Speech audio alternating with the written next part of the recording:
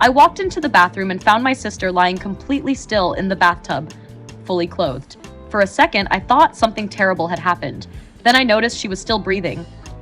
I asked, "What the hell are you doing?" Before I could finish, she suddenly sat up with pure panic in her eyes. "Get out!" she whispered urgently. "Now! Our parents can't know you're here." I stood there completely confused. "What's going on?" She didn't answer. Then I heard footsteps coming up the stairs. Thump! Thump! Thump! I knew exactly who it was, our parents. I looked at my sister. She looked terrified. So I quickly hid behind the shower curtain and held my breath. The bathroom door opened. My parents walked in. They looked at my sister sitting fully clothed in the bathtub, and neither of them seemed surprised. My mom calmly asked, "Have you been enjoying your punishment?" My heart stopped. Punishment? Our parents had never been extremely strict with me. When I got almost all D's on my report card, my punishment was simply not being allowed to leave the house for a day. But now they were keeping my sister in a bathtub full of water. My dad looked at her and said, "Remember, you deserve this. If you don't embarrass us again by telling people what we do to you, you won't have to experience this punishment again." Then he checked his watch. "How much longer?" My sister quietly answered, 20 minutes. She didn't fight back. She just sat there silently, like this had happened many times before. My chest tightened. This wasn't a one-time punishment. They had been doing this to her regularly. Then my mom said something that made everything even worse. None of this would be happening if you hadn't told your teacher about the abuse. I could barely breathe. My dad added, "You're lucky your teacher told us instead of calling CPS." Suddenly, everything made sense.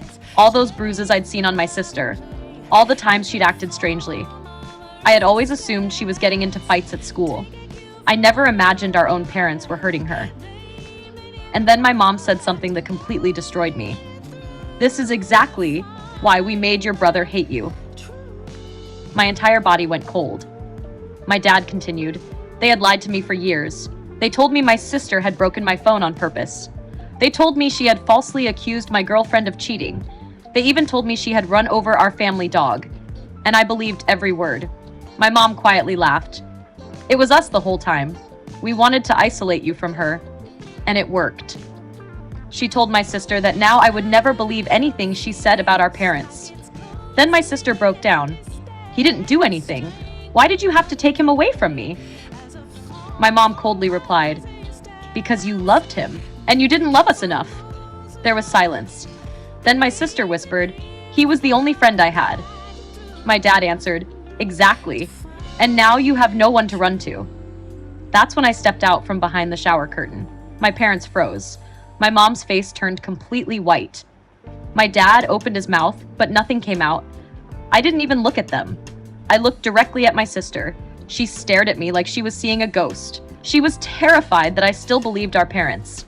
So I quietly asked, "How long has this been happening?" Her voice broke. 2 years. 2 years. I slowly turned toward my parents. I wasn't screaming. I wasn't angry. I just felt completely empty. I looked at my sister and said, "I thought you hated me." I told her how I'd spent 2 years wondering what I'd done wrong, why my little sister suddenly despised me. My mom tried to interrupt.